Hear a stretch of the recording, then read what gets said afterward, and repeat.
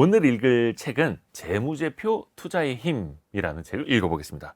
차영주 소장님, 안녕하세요. 안녕하십니까? 네. 투자를 통해서 돈을 불리고자 하는 마음은 누구나 갖고 있지만 사실 시작이 쉽지도 않고 그런데 재무제표를 안 보고 투자하시는 분들이 너무 많아서 굉장히 좀 위험하기도 한데 그렇습니다. 이거는 어떻게 보면 운전할 때 표지판을 보는 방법과 거의 똑같은 건 아닙니까? 맞습니다. 우리가 그 재무제표에 대해서 여러 가지 얘기들을 우리가 할 수 있는데요. 그 재무제표에 대해서 보통 이제 필요 없다라고 하시는 분들을 할 때 제가 책에도 그렇게 여우의 신포도라고 했어요. 여우의 신포도. 포도, 그 이소무화에 나오는 거죠. 우리가 처음부터 재무제표를 싫다라고 하시는 분들은 그렇게 많지는 않을 것 같아요. 그리고 주식 투자를 하다 보면 내가 제대로 하겠다라고 마음 먹고 그리고 이제 만약에 주식을 하다가 처음에 그냥 우연치 않게 친구한테 종목을 들어서 매매를 했다 하더라도 내가 본격적으로 해야 되겠다라고 하면 제일 먼저 드는 생각이 재무제표 공부를 해야 되겠다라는 생각은 솔직히 말씀드리면 누구든지 하실 거예요. 하기는 해야 되는데. 그러니까 재무제표를 보긴 내가 봐야 되는데. 네, 해야 되는데 여우의 신포도죠. 뭐 그 포도를 따지 못하니까 저 포도는 실 거야라고 얘기하는 맛이 것처럼 없을 거야. 재무제표를 그나마 책을 한 권 사서 보던 아니면 유튜브를 보던 다양한 공부를 하다가 나중에 보다 보면 어려운 거죠. 그러니까 야 재무제표는 필요 없어 라고 저는 생각이 바뀐다라고 봐요. 처음부터 극단적으로 재무제표가 필요 없어라고 얘기한다라는 것은 그거는 쉽지 않을 것 같아요. 그건 대단한 용기가 필요한 건데 예. 그러면 원인이 어디 있을까요? 재무제표가 문제일까요? 아니면 투자자가 문제일까요? 누구나 쉽고 빠르게 돈을 벌기를 원하기 때문에. 물론 예. 그런 투자자들도 문제 있긴 하겠습니다만 재무제표 책이 너무 어렵다라는 거죠. 아, 제가 이 책을 쓰게 된 동기 중에 하나가 네. 증권회사 브로커, 저 같은 경우는 지점 출신을 브로커라고 부르거든요. 브로커가 쓴 책이 없다라는 거예요. 다 막 회계 전문가들이 쓴 책들. 회계사분들께서 쓰신 회계사분들께서 주식에 관심 있으신 분들이 쓴 거를 보니까 이게 실전에서 적용을 하려니까 좀 어려운 거예요. 아, 그렇죠. 뒤에 막 가서 어려운 거죠. 예, 설명을 드리겠지만 지표라는 게 무거운 지표가 있고 가벼운 지표가 있어요. 이런 얘기 처음 들으실 거예요. ROE라는 지표가 가치 투자자한테는 매우 중요한 그럼요. 핵심적인 지표입니다. 그럼요. 근데 그건 너무 무거워요. ROE가 움직이려면 몇 개월, 몇 년이 걸리는데 그렇죠. 투자자들은 그 ROE를 못 견디는 거죠. 그죠. 어차피 한두 달 안에 사고 팔 그렇죠. 그런 분들에게 가장 중요한 건 뭐죠? PR이. 물론 ROE가 네. 모든 투자자에게 적용 안 되는 건 아니지만 내가 정말 느긋하게 10년, 20년 투자하려면 ROE에 집중해야 돼요.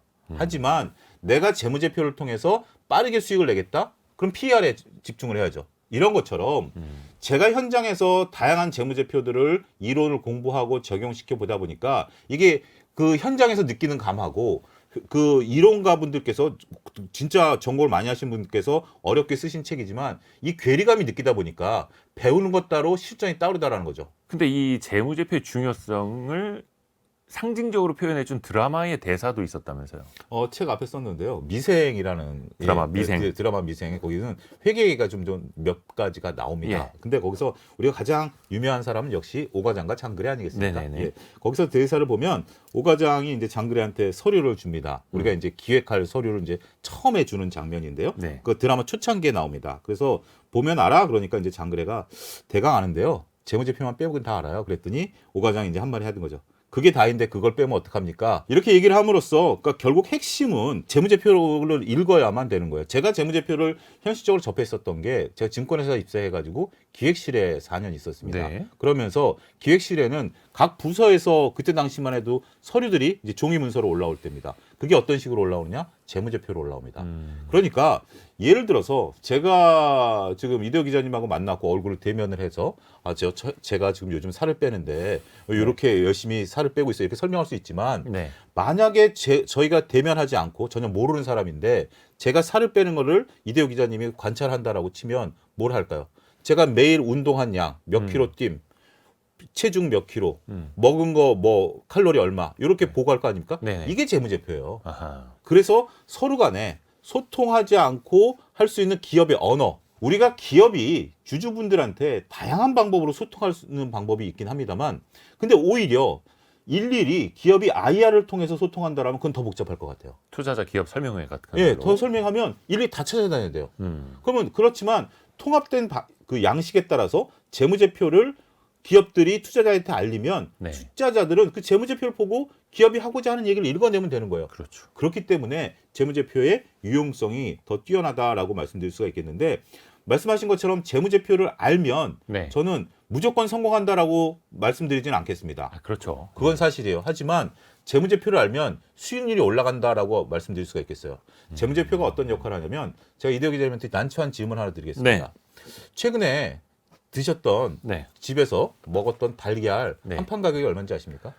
아, 난처합니다. 그렇죠. 이런 건 그 답변 잘못하면은 큰 욕을 먹거든요. 그리고 또 한 가지 가끔 이제 네. 마트에 가면 달걀 코너 가보셨나요? 달걀 코너 가보면 달걀 종류가 10여 종류 되는 것 같아요. 아. 작게 봐도. 그러니까 뭐 네네네. 유정란, 뭐 PB 상품, 뭐 여러 가지가 있으니까 평상시에도 가격이 변동하죠. 달걀은. 그렇죠.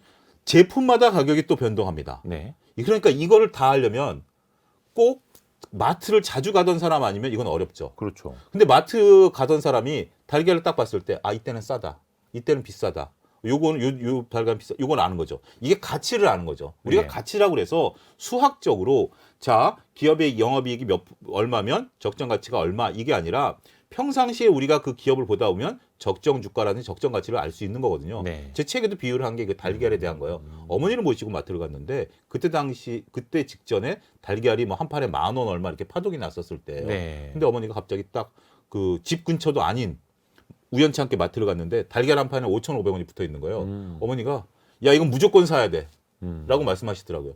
주가가 10,000원 가던 게 5,500원 오면 무조건 사야죠. 그런데 이 무조건이란 근거에는 달걀은 매일 먹어야 되고 우리 몸을 위해서 먹어야 되니까 가치 대비 떨어졌다라고 본 거죠. 네. 그게 바로 우리가 가치를 알아야 되고 그걸 읽어낼 수 있는 게 재무제표다. 이렇게 설명드릴 수 있겠습니다. 사실 재무제표가 굉장히 중요하긴 합니다만 사실 그게 회계장부를 다 결산을 해서 투자자들에게 보여지려면 사실 그렇죠. 좀 시간도 걸리고요. 또 어떤 분들은 그렇게 표현을 합니다. 이게 너무 과거의 그렇죠. 숫자들 아니냐. 네. 그러니까 재무제표만 보고 투자하는 건 백미러를 보고 운전하겠다는 것 아니냐. 또 이런 예. 지적도 나와요. 그렇습니다. 그 의견 맞습니다. 그러나 한 번 더 생각해 본다라면 우리가 그 재무제표를 열심히 보다 보면 앞에 전방이 보여요. 단순하게 재무제표를 처음 공부할 때는 백미러를 공부해야 되는 거 맞습니다. 백미러를 당연히 공부를 해야 되는 건데 확정된 숫자는 백미러죠. 그렇지만 우리가 이제 투자는 기업의 미래에 투자하는 거 아니겠습니까? 기업의 미래는 당연히 재무제표가 안 나오죠. 그러면 여기서 이제 고도의 투자자가 나타나기 시작하는 겁니다. 재무제표가 과거에 그렸던 궤적, 그 다음에 재무적인 상황에서 우리가 미래를 볼 수 있는 건 특히 이제 감가상각이라든지 영업이익률이라든지 이런 것들은 미래를 우리가 전망할 수 있게 쉽게 나타낼 수 있는 그런 거거든요. 네. 여기에 기업들은 또 다양한 얘기를 합니다. 우리가 이런 것들을 할 것이야. 이런 것들을 우리가 투자를 할 것이야. 우리가 이렇게 시장을 개척할 것이야. 라고 얘기를 하는 거죠. 미래 계획. 이런 것들을 더하다 보면 미래가 보인다라는 거죠. 네. 그렇기 때문에 과거의 백미러다라고 얘기하는 것은 제가 볼 때는 1단계 공부해서 끝내신 분이에요.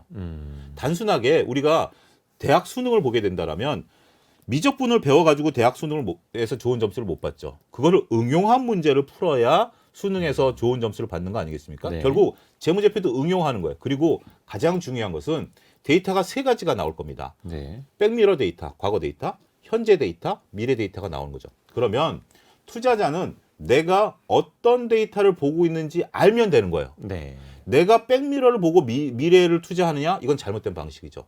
그 대신 백미러는 어떤 거죠? 내가 투자하고 있는 거가 안정적으로 흘러갈 수 있는가라는 걸 검증하는 게 첫 번째고요. 네. 두 번째는 그걸 바탕으로 미래를 자꾸 수정하는 거예요. 재고가 쌓이고 있다? 그런데 실적이 잘 나왔다? 그러면 과거 실적은 좋지만 재고가 쌓이고 있다는 것은 미래 실적이 나빠질 가능성이 높다라고 보는 거죠. 네. 그러면 실적이 어닝 서프라이즈가 나오더라도 주식을 매도 관점으로 접근을 해야 된다라는 거죠. 반면에 지금 실적은 여전히 안 좋아. 그런데 재고가 줄어든다라든지 아니면 막대하게 들어가던 비용이 줄어들게 된다. 그런 미래가 보이는 거 아니겠습니까? 네. 제가 2020년 코로나가 이제 본격적으로 주가에 영향을 미쳤던 게 3월로 우리가 이제 기억을 하는데요. 그럼요. 제가 2월 달쯤에 모 방송에 출연해서 카카오를 추천을 드렸어요. 제가 왜 그러냐면 주가는 카카오 주가가 그때 당시에 10만 원이었어요. 그게 이제 70만 원까지 간 게 네. F나 17만 원인데 10만 원일 때 문득 그 생각이 드는 겁니다. 제가 이제 추적 관찰했던 게 카카오인데 각 사업 부분들이 적자에서 흑자로 돌아선다라고 발표했던 게 2020년이에요. 네. 그러면 2020년에 적자에서 흑자로 사업 부분들이 되면 이익이 어떻게 되죠? 대거 올라갈 거죠. 올라가죠. 근데 주가는 현재 10만 원이야. 그래서 저는 이제 그 뒤로 올라갈 건 생각 안 하고 한 2년 놔두면 20만 원까지는 가지 않을까. 그렇게 이제 투자를 했던 거죠. 그런 거예요. 제가 가장 좋아하는 게 그거예요. 적자에서 흑자로 돌아설 때. 그때가 확 주가 퍼포먼스가 좋거든요. 네. 그걸 읽어낼 수 있는 게 재무제표예요. 그렇지 않으면 단순히 회사가 우리가 흑자가 날 거야, 흑자가 날 거야.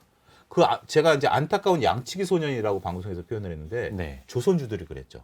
아하. 최근에 조선주들이 우리가 다음 분기엔 흑자 낼 거예요, 흑자 낼 거예요. 거짓말을 하려고 한 게 아니라 인건비가 올라가고 후판 가격이 올라갔는데 그건 재무제표 분석을 하면 그들 얘기를 믿기 어렵다라는 것이 나타나거든요.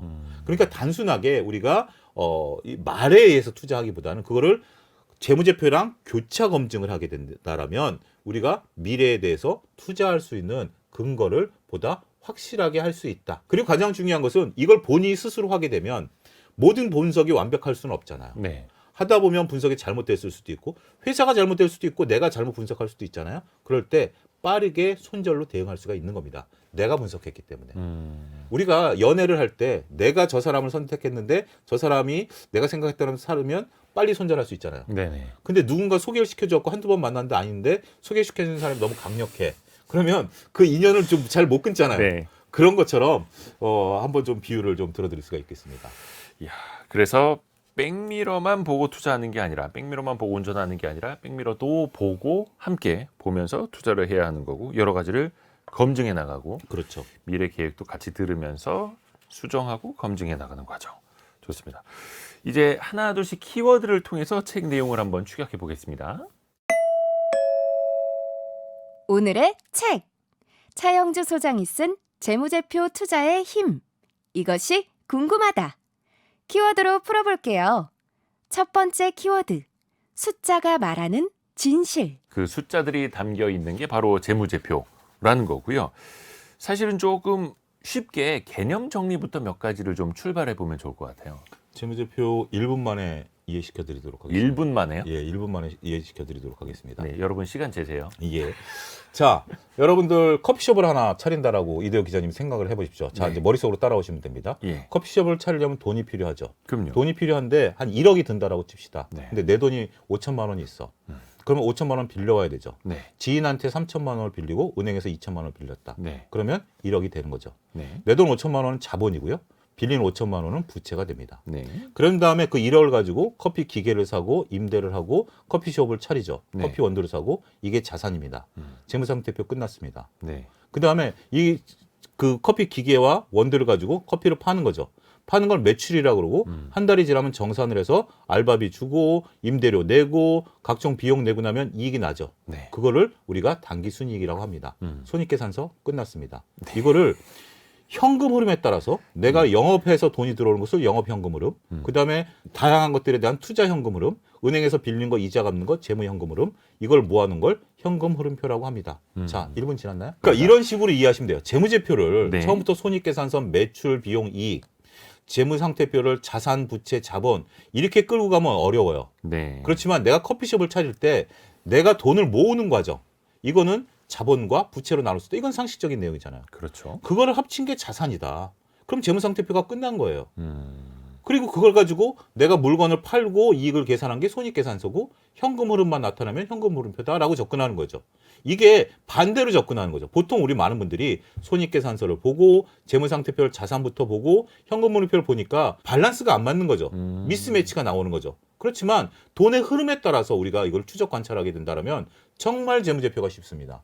여기에 이제 살을 붙이면 되는 거죠. 자본도 내가 직접 투자한 거냐 이익이 난 돈이냐, 부채도 내가 기업들한테 갚아야 될 거냐 아니면 은행에 갚아야 될 거냐 지인한테 갚아야 될 거냐, 자산도 현금이냐 물질이 있는 유형자산이냐 무형자산이냐 재고냐, 이렇게 이제 살을 붙이는 과정이지 이 기본 개념만 이해하시면 살 붙이기가 쉽습니다. 아하, 그래서 재무상태표, 손익계산서, 현금 흐름표 이름이 좀 어렵게 느껴질 뿐 그렇죠? 이미 우리가 다 알고 있는 개념. 그렇습니다. 커피숍을 하시든 치킨집을 하시든 네. 편의점을 하시든 이미 익히고 있는 그 개념인 거고요. 혹시 이 투자자의 성향에 따라서 이 재무제표를 좀 다르게 활용할 수도 있습니까? 그렇죠. 앞서 잠깐 언급드렸처럼 내가 단기 투자자다. 내가 장기 투자자다. 보통 우리가 가치 투자를 할 때 장기 투자자만 한다라고 생각해요. 아닙니다. 단기 투자자도 해야 돼요. 무거운 지표가 있고 가벼운 지표가 있는데 어허. 무거운 지표는 PBR이라든지 ROE 같은 경우 무거운 지표예요. 네. 이거는 정말 PBR이 낮다 그래서 투자를 하면 주가가 바로 올라가는 건 아니에요. 주가가 하방을 경직하는 거고 가벼운 지표 같은 경우는 이익률의 변화라든지 PR이라든지 이렇게 되는 거죠. 네. 따라서 우리는 내가 장기 투자자면 ROE 같은 데 집중을 해야 될 필요가 있고 PR이 높다라고 그런 거는 장기 투자자한테는 그렇게 중요한 건 아니에요. 그렇지만 내가 뭐 1년 내에 사고 판다라고 하면 ROE는 기본 베이스고 ROE가 기존에 꾸준히 올라왔던 거에 영업 이익률의 변화 영업 이익이 늘어나는 게 아니라 이익률이 늘어나고 있느냐 이런 부분들을 보게 된다라면 재무제표 활용이 조금 더 편해질 수 있다 이렇게 말씀드릴 수 설명을 있습니다. 조금 해드리고 가야 될 것 같아요. 그러니까 ROE 같은 경우에는 자기 자본 이익률, 이익률이죠. 자기 자본 똑같은 금액을 가지고 이익을 얼마나 뽑아내느냐. 그렇죠. 자본에 이익이 따라서 얼마나 이익을 좋은 뽑아내는 회사냐. 거니까 이거는 과거 지표로 활용할 수밖에 없는 거예요. 이거는 미래를 쳐다보기가 어려운 겁니다. 그러니까 과거를 가지고 계속해서 미래를 끌고 가다 보니까 장기적으로 볼 수밖에 없는 거고 PBR 같은 경우는 이제 자산 가치를 얘기하는 거죠. 자산 가치를 얘기할 때는 자산이 수익 가치는 아니거든요. 자산 가치가 될 땐 주가가 많이 빠졌을 때 어디까지 주가가 하락에 멈출 수 있는가를 나타내는 지표예요. 이건 그렇죠. 성장 지표와는 다릅니다. 그렇지만 영업 이익률 같은 경우는 내가 물건을 팔았을 때 이익률이 5%가 남느냐, 7%가 남느냐, 3%가 남느냐가 굉장히 다른 거거든요. 자, 반대로 우리나라 기업 중에 영업이익률이 30%가 넘는 기업은 몇 개나 될까요? 드물죠. 몇 매우 개 안 드물죠. 됩니다. 몇 개 안 되고 20% 남는 기업은 대략 한 150개 정도 될 겁니다. 아, 영업이익률이 연간으로. 그러니까 반대로 여러분들이 좋은 기업을 찾으려고 노력을 하시잖아요. 그러면 네. 어떤 기업이 좋은 기업이냐라고 했을 때 피터 린치가 얘기하는 것처럼 네가 잘하는 기업을 해라. 어떻게 보면 좀 뜬구름 잡는 얘기일 수도 있어요. 네. 그런데 연간 데이터가 나온 것을 보통 우리가 이제 각 증권회사에서 HTS 같은 데서 엑셀로 다운로드 받을 수 있게 해주거든요. 네. 그러면 아무래도 재무제표를 다루려면 조금 엑셀은 좀 다루실 수는 있어야 돼요. 기본적으로 더하기 빼기 곱하기 나누기 정도 네. 소팅하는 정도 이 정도는 아셔야 되는데 엑셀을 가지고 영업이익률 20% 이상 뭐 러프하게 영업이익률 15% 이상 되는 기업을 소팅하는 거죠. 그 중에서 내가 잘 아는 분류를 기업, 한다는 거죠. 분류를 하는 거죠. 그다음에 거래량이 좀 작다라든지 뭐 이런 것들 빼버리고 자산주들 좀 빼버리고 하면 거기서 우량한 기업을 오히려 역으로 찾아낼 수도 있는 거예요. 이게 재무제표를 우리가 투자 성향에 따라서 유용하게 활용할 수 있다. 내가 가치 투자자다. 그러면 ROE를 기준으로 분류를 하는 거죠. 그런 것도 하나의 방법이 된다라고 말씀드릴 수 있겠습니다. 그러니까 순 자산을 바탕으로 볼 거냐, 네. 이익률을 바탕으로 볼 거냐, 네. 이익 성장률을 바탕으로 볼 거냐. 이거는 본인의 성향에 따라서 그렇죠. 숫자들을 쭉 나열해 놓고 거기서부터 분류를 하면서 본인의 성향에 맞는 기업을 찾아 나가는 단계. 그것도 하나의 방법이죠. 이 부분은 아마 제가 거의 처음 얘기할 거예요.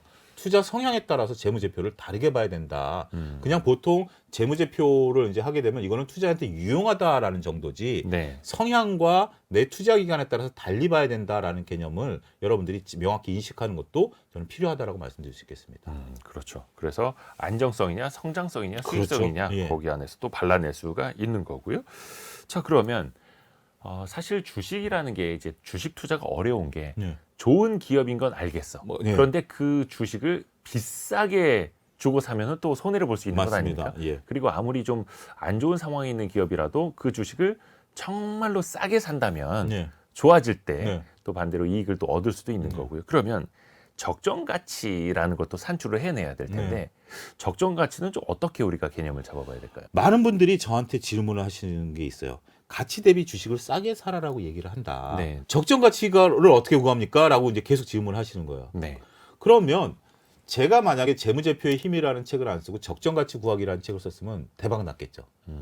근데 왜 구하기가 어렵냐면 적정 가치는 하나가 아니기 때문입니다. 거의 살아있죠. 살아있듯이 살아있는 매번 거. 움직이고. 예. 그리고 보는 관점도 달라요. 네. 차용주라는 사람의 적정 가치는 어떻게 봐야 될까요? 지금 방송하고 있는 차용주로 봐야 될까요? 가정에 가면 제가 가장으로서의 어머님한테는 아들로서의 가치가 다 다른 거죠. 그렇죠. 그러니까 우리가 이제 기업을 볼 때 가치 지금 삼성전자를 뭘로 봐야 될까요? 휴대폰 기업으로 봐야 될까요? 반도체 기업으로 볼까요? 단순하게 매출과 영업이익으로 봐야 될까요?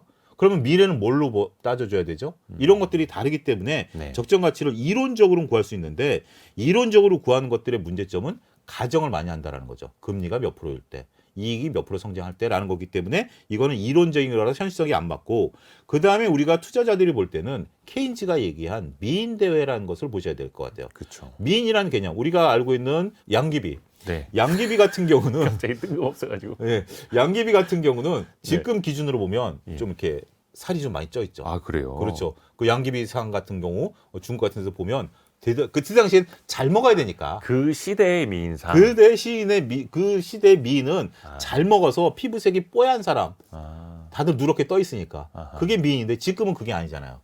그런 것처럼 우리가 90년대 초에 외국인들이 우리나라에 들어왔을 때 그때 주가가 올라갔던 건 뭐죠? 자산주예요.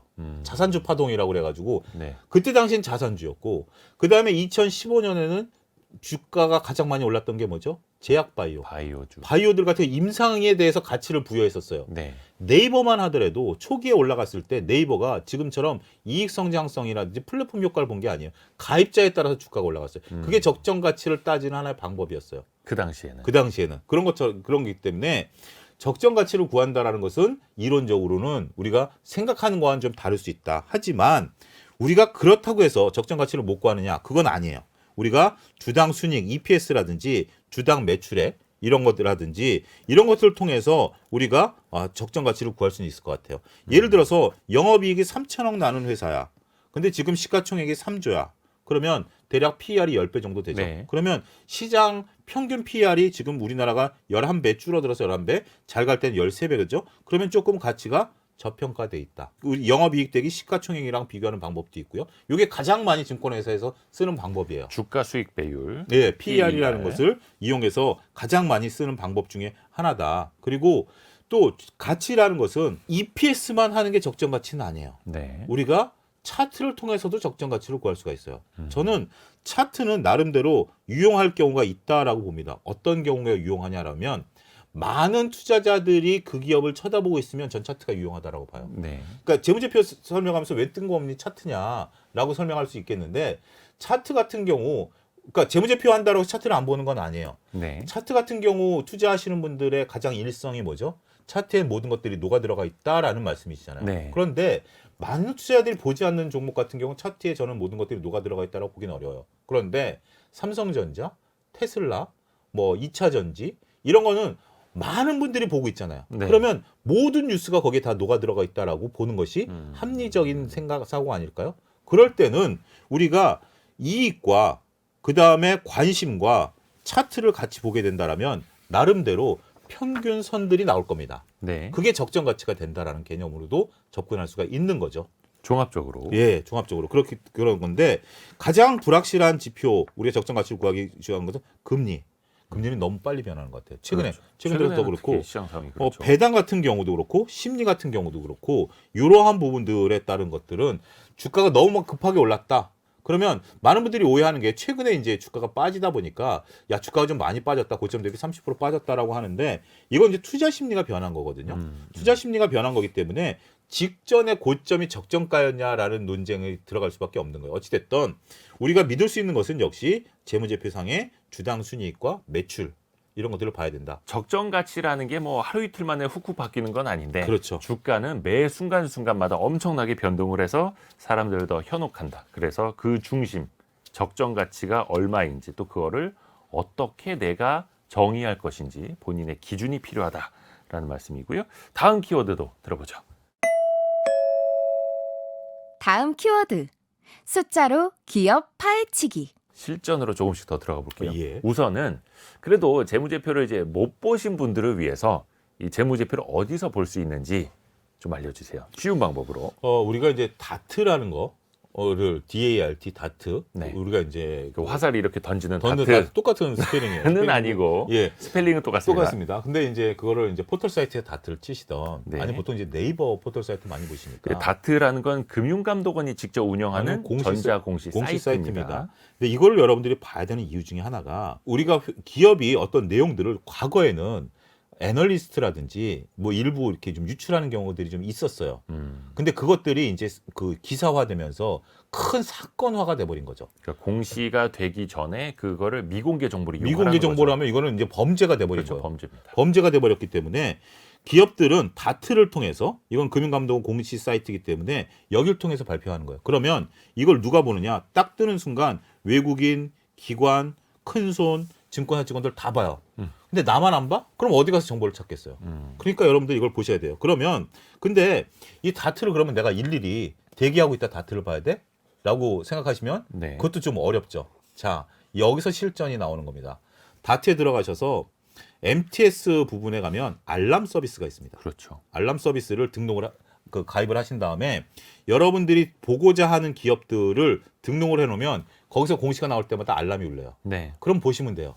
이거 말씀하시는 분은 없을 거예요. 왜냐하면 실전을 안 해봤기 때문에, 안 해보신 분들이 많기 때문에 그 부분을 좀 봐야 되고, 또 하나 다트를 봐야 되는 게 뭐냐면 우리가 HTS 상에서도 숫자가 나오는데 그러면 왜 굳이 내가 다트를 가야 돼? 그리고 포털 사이트에서 숫자가 나오는데 내가 왜 굳이 다트를 가야 돼? 숫자가 다릅니다.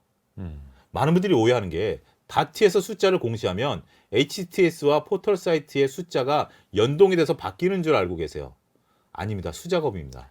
오래 걸리죠. 몇 개월 걸립니다. 그러니까요. 그래서 이제 업로드를 빨리 하는 증권사가 있고 네. 업로드를 거의 안 하는 증권사가 있고 포털 사이트도 얼마 시간이 걸려요. 네. 이것도 보면 우리가 숫자를 보다 보면 자꾸 차이가 나는 이유가 바로 거기 있어요. 어떤 데는 PR이 12배가 나오는데 어떤 데는 PR이 11배가 나오는 경우가 있어요. 이거는 근본적인 모데이터가 업로드가 잘못되어 있는 거거든요. 그래서 다트를 좀 보셔야 된다라는 건데 처음에 다트를 보려면 눈에 잘 안 들어옵니다. 그렇죠. 그 사람들의 인지상정이에요. 그래서 저는 다트를 처음 보실 때는 아무래도 젊은 분들은 뭐 그냥 휴대폰으로도 볼 수 있지만 좀 내가 나이가 있다라고 하시면 프린트를 한번 걸어보세요. 다트 프린트하면 한 200페이지 정도 나옵니다. 네네. 그러니까 그런 것도 한번 투자를 해보셔야 된다라고 저는 봐요. 근데 다트를 하나만 하셔서는 안 되고요. 뭐 예를 들면 삼성전자 아니면 뭐 네이버 아니면 그다음에 화학업종 이런 식으로 업종별로 다른 것들을 한 3-4개 정도는 보시면 그다음부터는 그 틀이 눈에 익을 거예요. 그리고 다트를 볼 때 우리가 사업보고서와 감사보고서가 있습니다. 네. 근데 사업보고서 같은 경우는 우리가 1년에 4번 나오고요. 감사보고서는 주총 때 1년에 1번 나옵니다. 그런데 프린트할 때 감사보고서를 프린트를 하세요. 감사보고서와 사업보고서의 차이점은 뭐냐면 주석이라는 것이 있습니다. 이 주석이라는 게 뭐냐면 우리가 재무상태표에 현금이 있으면 현금이 예를 들어서 10억이 있다. 이거 딱 숫자가 10억이죠. 그러면 이 10억이 어디에 있는 10억인지를 우리가 모르잖아요. 감사보고서는 주석에 이 10억 중에 내가 은행에 1억이 캐시로 있고 나머지 4억은 외환은행에 4% 금리에 3년물 CD를 사놓고 나머지 5억은 국민은행에 뭘로 사놨다. 이게 나오는 거예요. 조금 더 세부적인 설명이라고 보면 설명이 되죠. 나오는 겁니다. 주석이라는 예, 게. 주석이라는 거. 그래서 우리가 항상 다트에서 사업 보고서를 보라라고 얘기를 하는데 실질적으로 사업 보고서에 봐야 될 내용은 사업의 내용이에요. 그렇죠. 이 사업의 그러니까 재무제표를 볼 때는 감사 보고서를 보셔야 되고 사업의 내용을 볼 때는 사업 보고서를 보셔야 돼요. 근데 사업 보고서를 처음 보면 딱 놀라는 게 이거 리포트에 나왔던 내용하고 비슷한데? 라고 하는 거죠. 애널리스트 리포트요. 네. 그게 사업 보고서를 애널리스트들이 참조를 하기 때문에 그렇죠. 그렇습니다. 예. 예. 그게 회사 측의 기초 설명이니까요. 예. 그렇기 때문에 우리가 사업 보고서와 감사 보고서를 구분해서 보자. 이 부분까지 설명드리도록 하겠습니다. 정말 기본 중에 기본이죠. 사업 보고서하고 감사 보고서를 네. 보는 거니. 혹시나 내가 좀 주식 투자를 해봤는데 아직도 사업 보고서와 감사 보고서를 본 적이 없다. 이거 안 보고 투자한다라고 하면은 한쪽 눈 감고 하는 거예요. 두 눈 다 감는 거라 두 좀 눈 다 표현하는 감는 거예요. 거죠. 예. 정말 위험한 겁니다. 그래서 예. 기본 중에 기본이라는 거고요. 그리고 아까 해주시려고 했던 말씀, 예. 매출이 중요할까, 이익이 중요할까 그 예. 질문을 아까 내주셨었죠. 어떻게 보면 이거 딱 시험 문제 내면 딱 좋은 거예요. 예, 가장 중요한 것을 골라라. 매출, 영업이익, 당기순이익. 손익계산서에 나오는 항목이고요. 그럼요. 가장 중요한 것은 매출입니다. 음, 우리가 회사의 존재 이유가 뭐죠? 물건을 파는 거죠. 네, 첫 번째 존재 이유는 물건을 파는 거예요. 그 물건이 무형의 자산이 됐던 유형의 자산이 됐던 뭔가 물건을 파는 게 첫 번째예요. 그래서 매출을 보통 회계 전문가들이 수원지라고 합니다. 물이 뿜어져 나오는 수원지. 물이 계속 네. 뿜어져 나와야 돼요. 물이 안 뿜어져 나와도 이익은 낼 수 있어요. 어떠한 방법으로든지. 근데 매출이 꾸준히 늘어나는 게 첫 번째고요. 그 다음에 중요한 건 영업이익입니다. 네, 영업이익과 당기순이익의 차이점은 뭐냐면 영업이익은 영업활동과 관련된 이익이고요. 당기순이익은 그 밑에 영업 외에 관련된 활동들이 들어가서 당기순이익을 만들어낼 수 있어요. 네. 만약에 매출이 늘어나는데 영업이익이 줄어든 상태에서 당기순이익을 늘릴 방법은 건물을 판다라든지 뭐 이런 방법들이 있어요. 근데 많은 분들이 처음에 손익계산서를 보면 딱 볼 때 뭐 어디부터 보느냐? 당기순이익부터 봅니다. 이게 사람이 눈이 거의 고정돼 있어요. 그냥 얼마 남기느냐. 얼마 빨리 남기느냐만 그거 보고 보는 싶은 거예요. 거죠. 근데 이제 여러분들은 이 방송 들으시면 이제 의식적으로 바꾸셔야 돼요. 매출서부터 흐름으로. 매출서부터 손익계산서는 간단한 게 각종 비용을 빼주는 거거든요. 순서대로. 빼주고 나면 영업이익이 나오는 거예요. 그래서 매출이 늘어나고 있느냐, 영업이익이 늘어나고 있느냐. 근데 여기서 한 가지 중요한 것은 매출이 10% 늘어났다라고 하면 영업이익은 보통 우량 기업이면 최소한 30%, 20% 이상 늘어나야 돼요. 그러니까 매출 증가폭보다 이익 증가폭이 훨씬 더 커야 영업이익 정상이라는 증가폭이 거죠. 더 커야 됩니다. 왜냐하면 그건 고정비 효과 때문인데 우리가 매출이 늘어난다고 해서 월급 더 받는 건 아니잖아요. 그렇죠. 단순하게 얘기하면 뭐 보너스 정도 더 받을 수 있긴 하겠습니다. 그렇기 때문에 이게 이제 고정비 효과라는 건데 그런 부분들을 우리가 알고 있으시면 처음에 딱 봤을 때 매출이 늘었는데 영업이익이 줄었어. 아, 이거는 비용 통제를 못했구나. 이 기업은 뭔가가 있구나. 그리고 좀 뭐가 비용 통제를 못했지? 살펴볼 수 있는 거죠. 그렇기 때문에 재무제표를 한다고 해서 처음부터 이것은 영업이익률 몇 프로, 과거 대비 몇 프로가 줄었고 몇 프로가 늘었고 이런 분석도 중요하지만 내가 무엇을 파고 들어가야 될지 아는 것도 재무제표의 기초를 알고 나면 그때 가서 쉽게 된다는 거죠. 당기순이익은 누구한테 중요하느냐? CEO한테는 중요하죠. 근데 투자자한테는 당기순이익은 영업이익보다는 상대적으로는 좀 떨어지는 지표다.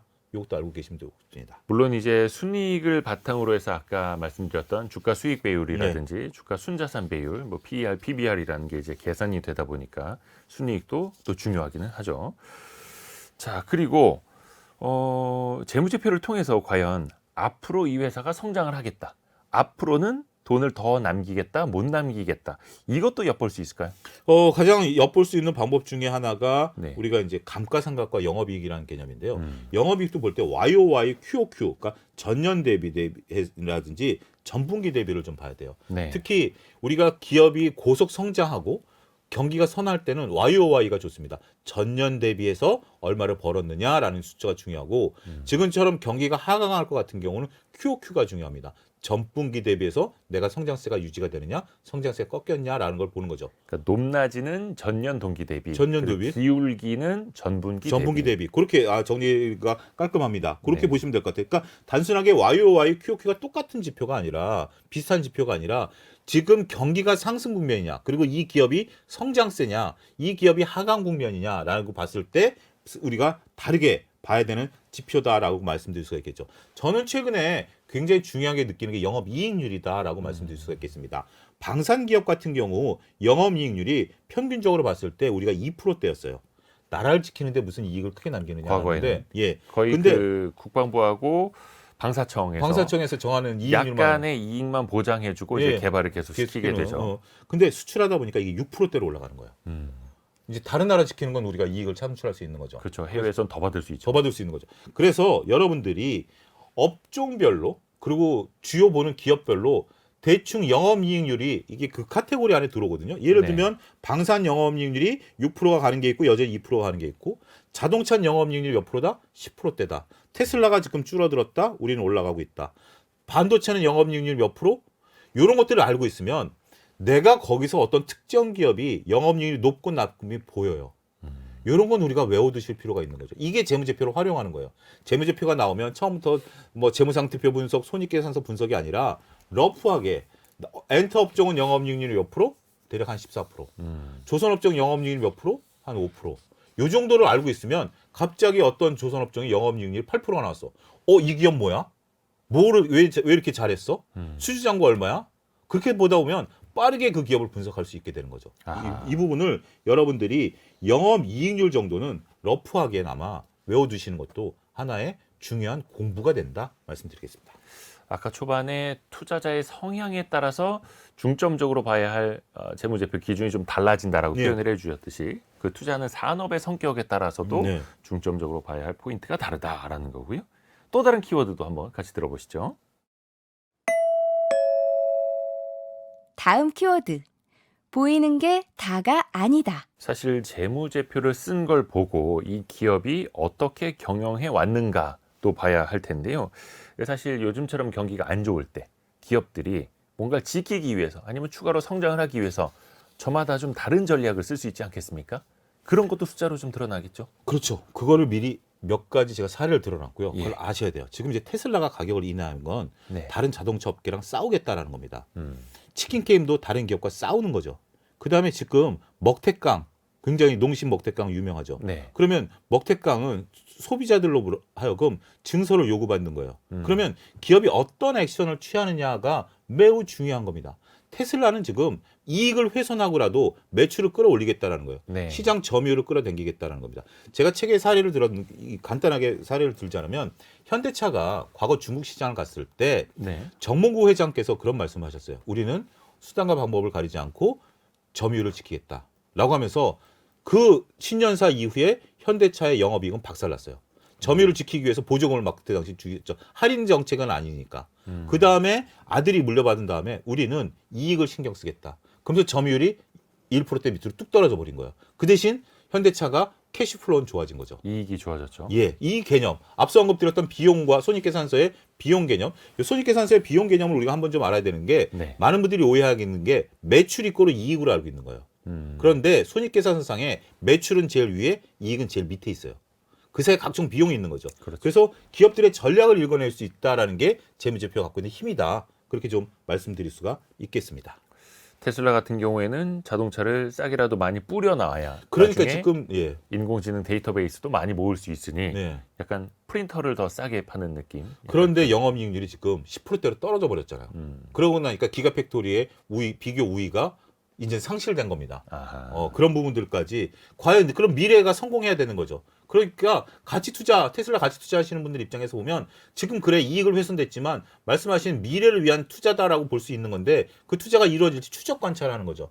장기 투자, 가치 투자하시는 분들의 오해가 사놓고 묻어두는 거예요. 그건 아니에요. 계속해서 추적 관찰하셔야 그럼요. 됩니다. 예. 그냥 묻어놓는다고 해서 가치 투자는 절대 아닙니다. 네. 그리고 또 하나 중요한 것. 투자자 관점에서 봤을 때 이런 변화가 나타났어. 이런 흐름이 가장 중요한 거야. 이게 정말 아름다운 재무제표야. 라고 포인트를 딱 집을 수 있는 건 뭐가 있을까요? 이대호 기자님 학교 다니실 때 네네. 맨날 1등 하다가 3등 하면 혼나셨죠? 그랬던 적은 없는데요. 예, 뭐 아무튼 근데 저는 혼나겠죠. 떨어지면. 네, 누구나. 떨어지는 거예요. 근데 저는 반에서 한 20등 하다가 10등 받았더니 불러 이렇게 세워가지고 박수 받았어요. 칭찬받죠. 칭찬받죠. 자, 1등 하다 3등 한 게 더 잘한 건가요? 20등 하다 10등 한 게 잘한 건가요? 근데 주가는 네. 20등 하다 10등 하는 게 더 빨라요. 그렇죠. 그러니까 만약 1등 하던 애가 3등 하면 너 왜 1등 못했어라고 선생님한테 오히려 손바닥 맞는 거고. 혼나죠. 그렇지만 저처럼 20등 하다 10등 하면 야, 너 드디어 공부했구나 차영주 공부했구나라고 박수 받는 거죠. 네. 주가가 바로 그런 겁니다. 그런 부분으로 주식을 보게 된다면 그래서 아까 제가 말씀드렸던 것처럼 기업이 적자에서 흑자로 돌아서는 거 이거 굉장히 좋아합니다. 그 다음에 네. 각종 사업부가 주요 사업부가 적자에서 흑자로 돌아서는 거 이게 바로 2차 전지 아니겠습니까? 그랬죠. LG 화학에서 2차 전지가 적자였다 흑자로 돌아서면서 LG엔솔을 분사했고 LG 화학 같은 경우 지금은 좀 주춤하지만 첨단 소재 사업부가 매출이 늘어나면서 전체 이익의 50%를 차지했다. 이럴 때 주가 퍼포먼스가 가장 좋거든요. 이거를 우리가 찾아내는 것이 중요하다. 이른바 말씀드립니다. 증시에서는 그걸 턴어라운드라고 그렇죠. 표현을 하는데 그 돌아서는 기업들에서 주가 상승률이 가장 폭발적으로 일어난다. 그래서 그걸 찾기 위해서 막 혈안이 돼 있죠. 네. 그러면 재무제표를 보고도 그 힌트를 찾을 수가 있습니까? 우리가 이제 고정비용 비용과 변동비용 기업을 따라서 그것을 나타내는데 예. 가장 찾기 쉬운 게 고정비가 많은 기업이에요. 고정비가 많은 고정비형 기업, 기업과 예, 고정비용- 변동비가 많은 변동비형 기업. 고정비용 기업이 그 대표적인 게 조선업종이고요. 네. 근데 변동비용 기업 같은 이제 소매업종인데 음. 고정비가 많이 들어가는 것들은 처음에 그 고정비를 커버하기가 어려운 거죠. 조선업종 같은 경우 수주가 안 들어오면 종업원들 인건비는 줘야 될 거 아니에요. 그렇죠. 그러면 고정비가 많이 들어가기 때문에 적자 수주를 하는 이유가 바로 거기 있는 거예요. 월급만 줘도 된다. 아하. 우리가 이익은 남길 건 아니지만 월급만 줘도 된다. 근데 만약에 그걸 커버하는 수준이 됐다. 지금 조선업종 같은 경우 선별 수주한다라는 거죠. 그렇죠. 이미 수주 잔고가 많아서 고정비는 꽉 찼어. 월급은 그대로야. 네. 월급은 꽉 찼어. 그러면 선별 수주하면 그다음부터는 이익은 어떻게 되죠? 기하곡선을 그리는 거죠. 그래서 선가를 더 높여서 받는. 더 높여서 받을 수도 있고 성과를 더 낮출 수도 있고요. 성과를 낮춰받아도 이익은 더 급증해버리. 그러면 경쟁에서 만약에 중국 배랑 경쟁이 붙어버렸다. 그럼 성과를 낮춰서라도 받아와도 돼요. 우리는 이익이 나는 거니까. 그런 전략을 우리가 재무제표를 통해서 읽어낼 수 있고 거기에 투자 포인트를 사줄 수 있다. 그리고 그 외에 뭐 수출 데이터라든지 회사의 계획이라든지 경영진의 의지 이런 것들, 그다음에 뉴스 이런 것들을 종합적으로 보셔야 되는데 팩트 체크를 하셔야 되고 저는 매년 그 기업 대기업 총수들의 신년사는 챙겨봅니다. 본인이 직접 안 썼다 하더라도 자기 이름으로 나가는 거니까 자기가 첨삭 정도는 충분히 했을 거라고 미뤄 짐작하지 않습니까? 그럼요. 그렇기 때문에 제가 전장에 대해서 관심을 가졌고 앞서 언급했던 현대차도 이제 말씀을 드렸고 이런 부분들이 신년사에 다 녹아 들어가 있어요.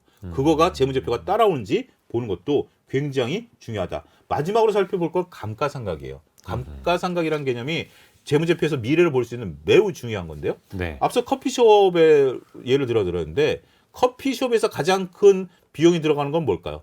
커피를 커피 추출하는 머신. 기계죠. 커피 네. 머신이죠. 네. 그게 보통 몇 천만 원 정도 하죠. 어유 비싼 건 그렇더라고요. 예, 근데 가게 쓰는 건 그 정도 해야 되는 거죠. 예. 우리 가정용이 아니니까. 그런데 이 감가상각이라는 게 투자했을 때 비용을 일정하게 떠오는 걸 감가상각이라고 그러거든요. 예를 들어서 5천만 원짜리를 샀다. 그러면 한 해에 5천만 원을 다 떨어버리면 그 해는 적자지만 다음 해에는 흑자가 나잖아요. 그거는 말이 안 되고 5년 동안 쓴다라면 매년 천만 원씩 비용으로 떠는 게 그 감가상각인데 이제 회계 기준에 있죠. 몇 년 동안 감가를 나눠서 하라. 한다. 이거가 이제 나오는 거죠. 근데 이게 감가상각이 끝나버렸다. 그러면 제가 먼저 커피숍을 차렸어요. 근데 딱 2년 지나고 나니까 커피숍이 잘 돼. 그래서 이대호 기자님이 제 옆에다 차렸어. 네. 경쟁하려고. 그러면 저는 3년 지나면 감가상각이 끝나잖아요. 네. 그러면 4년 차부터 커피 가격을 낮춰버리는 거예요. 아하. 그럼 이대호 기자님이 이제 막 커피 팔아서 이익을 남기려고 하는데 감가상각 비용이 고정비로 들어가야 되는 거 아니에요. 그러면 저는 저가 전략으로 가는 거죠. 그러면 내가 경쟁자를 따라버리고 경쟁자를 물리치고 내가 독주가 되면 커피 가격을 2배로 올려버리는 거죠. 이런 식의 전략을 감가상각을 통해서 미래를 예측할 수 있다. 아하. 말씀드릴 수 있겠습니다. 그래서 선제적인 투자가 또 중요할 수도 있다라는 거고요. 다음 키워드도 들어보시죠. 다음 키워드. 재무제표로 손실 줄이기. 재무제표로 손실 줄이기. 이거는 투자자 입장에서 손실을 줄일 수 있다라는 거겠죠. 그런데 이것도 기업 활동을 하다 보면 항상 자본을 추가로 유치를 할 수도 있는 네. 거고 자본을 뭐 감자할 수도 있는 거고 여러 가지 공시뿐만이 아니라 보도자료도 종종 나오게 됩니다. 이런 것들을 우리가 좀 어떤 관점으로 봐야 될까요? 그래서 명확한 용어를 먼저 알아야 돼요. 용어부터. 우리가 미분과 적분에 대한 용어를 알아야 네. 기본 개념을 알아야 이해하는 것처럼 그래서 재무제표가 무조건 쉬운 건 아니에요. 이 용어 정도는 1 더하기 1은 1이다라는 그 공리는 외워야 되는 것처럼 그럼요. 기본적인 부분들은 외워야 돼요. 자, 우리가 매출이라고 얘기했는데 매출의 근거는 계약과 MOU는 매출이 아닙니다. 물건을 넘길 때예요. 그래서 계약을 했다, MOU를 했다라고 주가가 움직인다? 저 같은 경우는 주식을 안 사요. 이건 뭐 내용을 알면 못 사는 거죠. 그렇기 때문에 그러면 내가 그때 MOU를 했다 올라갔다 주가가 떨어져서 손실을 방지할 수 있는 거죠. 아하. 그런 것들을 이제 알아야 되고 우리가 배당이 증가한다.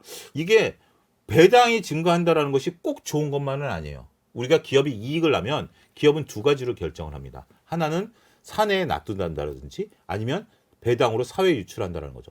근데 지금 내가 기업이 투자할 게 많아. 성장을 해야 돼라고 한다면 배당을 주는 게 좋을까요? 안 주는 게 좋을까요? 성장하기 위해서 계속 투자를 해야겠죠. 그러면 회사는. 배당을 안 주는 게 좋아요. 그래서 배당을 많이 준다라고 그래서 주가가 좋은 게 아니라 이게 성장을 해야 되는데 그러니까 미국 기업들의 오류가 그거예요. CEO들의 평가가 짧아지다 보니까 이들이 자사주 매입을 한다라든지 배당을 하면서 투자 재원을 없애버린다라는 거죠. 이게 지금 그래서 CEO 평가를 다시 해야 된다. 이제 이런 식의 얘기가 나오는 거고 자사주 매입 같은 경우도 자사주 신탁이 있고요. 직접 매입이 있습니다. 네. 이런 용어를 잘 아는 거죠. 신탁 같은 경우가 대부분이 한 70% 정도 되는데 신탁은 안타깝게도 자사주를 사도 되고 안 사도 되고 샀다가 팔아도 됩니다. 네. 근데 자사주 실질적인 매입은 직접 사는 거죠. 그렇죠. 이런 부분들에 대한 용어 우리가 좀 잘 봐야 된다라고 좀 말씀드릴 수가 있겠고 기업의 매출이 증가한다라는 뉴스가 나왔다. 이런 것들을 보게 된다라면 적절하게 과거 대비해서 매출이 어느 정도 늘어났느냐 그리고 매출이 증가했다라는 것이 몇 년 동안 증가하느냐 이걸 좀 나눠봐야 된다. 뭐 이런 식으로 우리가 약간의 정확한 용어와 약간의 그 팩트 체크만 좀 하게 된다라면 다른 사람보다 냉정하게 오히려 손실을 줄일 수도 있는 방법. 내가 이걸 돈을 번다라는 게 아니라 잘못된 투자로 인한 손실을 줄일 수 있는 매우 중요한 포인트가 된다라고 말씀드릴 수가 있겠습니다. 물론 이거를 한 50여 분 정도 라디오로 듣고 네. 혹은 유튜브로 보고 모두 다 알 수는 없습니다. 네. 이제부터 사실 이제 공부를 시작하시기 위해서 그렇죠. 저희가 그 안내 네. 책자를 먼저 열어드린 그런 예. 개념으로 이해하시면 되겠고요. 하나 좀 짚어볼게. 예를 들어서 앞에서 어떤 걸 봐야 한다, 어떤 기업이 좋은 기업이다, 어떤 게 턴어라운드 포인트다라고 네. 말씀을 해주셨는데 반대로 네. 이런 기업은 재무제표를 봤을 때 너무 투자하기 어려운 거다. 네. 이런 건 좀 우선적으로 걸러야 한다. 어떤 게 있을까요? 워렌 버핏이 한 중요한 얘기가 있습니다. 네. 경영자의 자질을 봐야 된다. 전 적극 공감합니다. 특히 최근에 이제 많은 언론, 이제 유튜버들도 있고 여러 가지 이제 그 정보가 공개가 쉽게 되다 보니까 경영자의 자질이 굉장히 중요한 거다라는 것을 거듭 느낍니다. 우리가 이제 최대 주주가 작게 되는 부분들 이런 기업들은 네. 별로 그렇게 최대 주주 대표가 바뀌는 거가 아니라 최대 주주가 바뀐다 이런 기업은 거의 투자 안 하시는 게 좋아요. 우리가 주주가 최대 주주가 이렇게 자주 바뀐다라는 것은 어느 누구도 책임 경영을 안 한다라는 거죠. 머니 게임에 들어갈 가능성이 있다라는 서로 분들 회사를 사고 파는 데만 그냥 급급할 수 있다라는 거죠. 이거 여러분들 사업 보고서를 보든지 아니면 그냥 다트 들어가서 공시사항만 몇 년치 거, 한 5년치 거 보면 쑥 제목만 봐도 최대 주주가 돼야 된다. 그 다음에 가장 중요한 것은 배제의 법칙. 제가 만든 말입니다만, 배제의 법칙이요. 예, 잘 모르는 기업은 투자 안 하는 거죠. 아하. 아무리 옆에서 주위에서 누가 얘기를 한다 하더라도 A 기업이 좋아, B 기업이 좋아 얘기한다 하더라도 내가 A 기업, B 기업을 보는데 내가 이해가 안 가. 그리고 A 기업, B 기업을 내가 봤는데 애정이 안 가. 그러면 배제하는 거예요. 저 같은 경우 게임주 투자를 한 번도 안 해봤어요. 게임을 안 하기 때문에 네. 이론적으로는 알지만 이게 느낌이 없는 거예요. 이 게임 좀 흥행하겠다, 이 게임 재밌겠다. 그걸 모르니까 저는 그냥 게임주 투자는 안 하는 거예요. 그런 것들 엔터주도 잘 안 해요. 왜냐하면 가수들 이름 잘 모르기 때문에. 음악을 거의 안 듣. 그러니까 사람마다 다른 거죠. 그런 것들을 좀 보셔야 되고 그 다음에 우리가 매매 일지를 좀 작성하셔야 돼요. 잘했던 잘못했던 일기를 씀으로써 우리가 과거 걸 보면 내가 맞아 이런 생각했었지 이런 거를 알지. 저 이대호 기자님이 일주일 전에 오늘 그 화요일 날 점심 뭐 드셨죠? 기억 못. 기억 못하죠. 그렇지만 내가 일기를 보면 네. 내가 월요일 날 뭐 먹었고 화요일 날 뭐 먹었지. 그때 내가 기분이 맞아. 이 집 다시 오려고 그랬지. 이 집은 다시 내가 안 온다 그랬지. 그걸 매매 일지를 통해서 확인이 되는 거예요. 아하. 그런 것들이 필요하다라고 말씀드릴 수가 있겠습니다. 심쿵 한방으로 오늘의 내용을 한번 정리해 보겠습니다. 오늘의 심쿵 한방. 차영주 소장이 쓴 재무제표 투자의 힘. 핵심 구절을 한방에 정리합니다. 투자자는 모든 기업의 재무제표를 현미경처럼 자세히 보기는 어렵다. 따라서 큰 구도와 큰 숫자로 이해하고 이후 상황별로 어떤 부분을 깊게 봐야 하는지 알아둬야 한다. 이 구절을 선택하신 이유를 한번 들어볼까요? 재무제표를 거부감을 갖지 마시라는 겁니다. 재무제표를 처음부터 깊게 분석하는 게 아니라 앞서 언급드렸던 영업이익이라든지 매출과 이익과의 관계라든지 이 기본적인 틀만 알면 내가 어디를 봐야 되는지 아는 거거든요. 자본과 부채, 우리가 유동 비율 이런 것들을 보면 그런 것들을 알고부터 시작해서 하나하나 분석해 가면 재무제표가 쉬워집니다.